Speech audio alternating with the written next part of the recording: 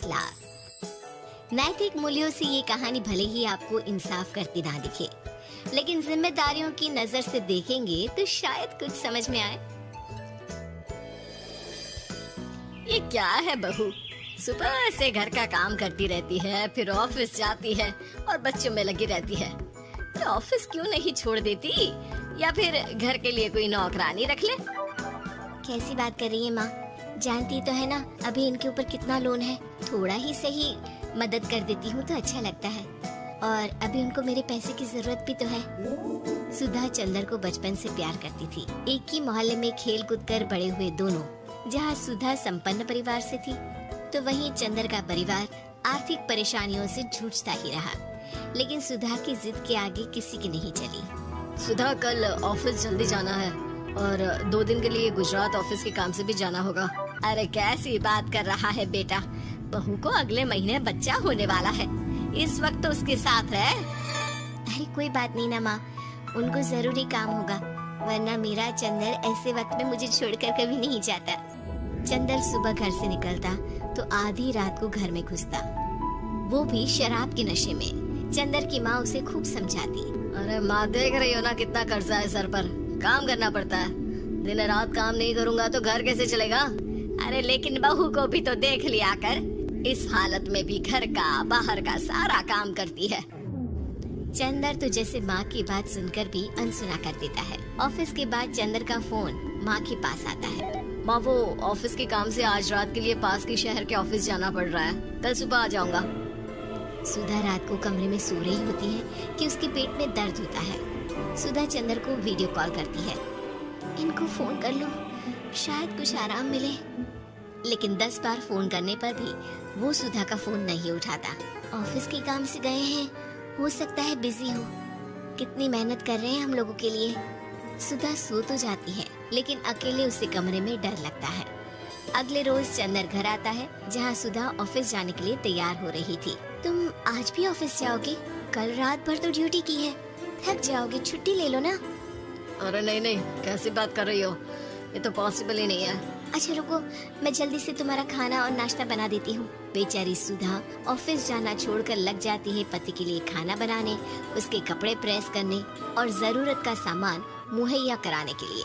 हो सके तो रात की ड्यूटी मत लिया करो ना, मुझे बहुत डर लगता है। अरे यार क्या है, तुम तो ऐसे बिहेव कर रही हो कि तुम ही अकेली हो जिसे बच्चा होने वाला है। इतने लोगों के पति जो काम के सिलसिले में बाहर होते हैं, उनका क्या। सुधा को चंदर के मुंह से ये बातें अजीब लगती है। अरे हुआ क्या है तुमको? पहले तो तुम मेरा कितना ख्याल रखते थे, मेरे पास रहते थे, मेरी दवा से लेकर खाने पीने तक का सारा ख्याल। और अब इस बार तो तुम एक दफा भी मेरे साथ डॉक्टर के पास नहीं आए, क्यों? अरे पागल हो गई हो क्या? पागल वाली बात कर रही हो। काम धंधा देखो या फिर तुम्हें लेकर टहलता फिरो। और मुझे इस शुक्रवार की रात को काम से निकलना है, सोमवार आऊंगा। सुधा को समझ में नहीं आता कि क्यों अचानक से चंदर को फील्ड का काम मिल गया है। लेकिन एक दिन, सुधा, मैं और चंदर जरा एक रिश्तेदार के घर जा रहे हैं, तुम भी तैयार हो जाओ, घर में अकेली कैसी रहोगी? अरे नहीं नहीं, इस हालत में इसे लेकर जाना ठीक नहीं है। अरे लेकिन मैं ऑफिस भी तो जाती हूँ, फिर घर में अकेले। चंदर उसकी कोई बात नहीं सुनता। वो सीधा कार निकाल कर माँ को लेकर चला जाता है। सुधा घर के काम में लग जाती है कि अचानक उसकी नजर चंदर के बैग पर पड़ती है, जिसमें एक कागज दिखाई देता है।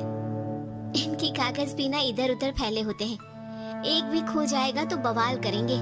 लेकिन जैसे ही सुधा वो कागज खोलकर देखती है तो वो सदमे में आ जाती है। दरअसल वो कागज नहीं, बल्कि चंदर और उसके ऑफिस में काम करने वाली लड़की चांदनी की गोवा की टिकट होती है। सुधा चंदर के बैग को खोलकर देखती है तो उसे होटल के बिल से लेकर महंगे गिफ्ट्स और दूसरे शहरों के टिकट मिलते हैं। सुधा को समझते देर नहीं लगती कि उसका पति किसी और लड़की के साथ है। चंदर के आने पर सुधा उससे बात करती है। अरे नहीं नहीं, ऐसा कुछ नहीं है, तुमको गलत फहमी हो गई है। लेकिन जब सुधा के सवाल तीखे हो जाते हैं तो चंदर को अपनी गलती माननी पड़ती है और वो सुधा से माफी मांग लेता है। सुधा फैसला कर लेती है कि वो चंदर को छोड़ देगी। बच्चे और सामान को लेकर वो घर से निकल ही रही होती है कि सास उसे रोकी है। कहाँ जाएगी बेटा, रुक जा। चंदर को सुधा का जाना खल नहीं रहा था।